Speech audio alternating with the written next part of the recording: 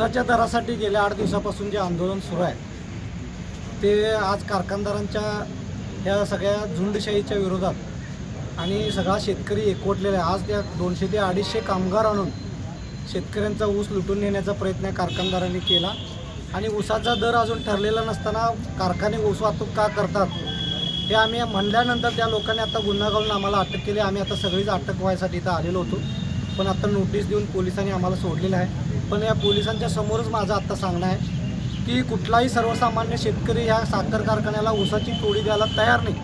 कुठल्याही या भागातल्या शेतकऱ्याचा या दरामध्ये समाधान झालेलं नाही आणि तरी आपल्या बगलबच्च्यांना तोडी देऊन आणि आपल्या जवळच्या वाहतूकदारांच्या माध्यमातून काही प्रमाणामध्ये ऊस कारखाना वाहतूक करतोय असं दाखवून आणि आपला एक कारखाना सुरू झाला हे दाखवण्याचा अट्टाहास हा कारखानदारांचा आहे। सकाळी गुंडांच्या मार्फत हा आंदोलन मोडीत करण्याचा प्रयत्न झाला, तो शेतकऱ्याच्या पोरांनी सगळं मोडीत काढला।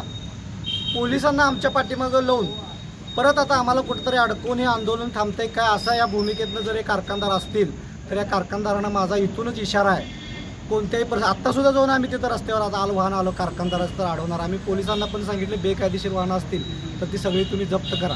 पोलिसांना सांगितले आणि कारखानदारांना सूचना करा कुठल्याही बेकायदेशीर वाहन इथे येता कामा नये आणि आम्ही पोलिसांचंच काम करणार आहे। आम्ही ऊस अडवतो याचा अर्थ काय, जे बेकायदेशीर वाहन आहे ते पोलिसांच्या ताब्यात देणार आणि पोलिसांनी पण आम्हाला सहकार्य करावं आणि जोपर्यंत आमचा परवडणारा दर मिळत नाही, या ऊसाच्या दराचा तोडगा कारखाने स्वतःहून काढत नाहीत तोपर्यंत आंदोलन हे सुरू राहणार आहे। या भागातल्या सगळ्या शेतकऱ्यांनी अजून कुठं तुडे असतील चालू बगलबच्च्यांच्या त्या बंद पाडाव्यात। कोण वाहतूक करत असेल तर त्याला गावात रोखावं, तिथं तालुक्यात आमच्या गावात आलं तर त्याला आम्ही रोखणार आहे। पण कोणत्याही परिस्थितीमध्ये हे आंदोलन थांबणार नाही, आता अनेक तीव्र करणार आहे आणि आम्ही ह्या कारखानदारांना जो पण ऊसाचा दर देत नाही तो पण सोडणार नाही।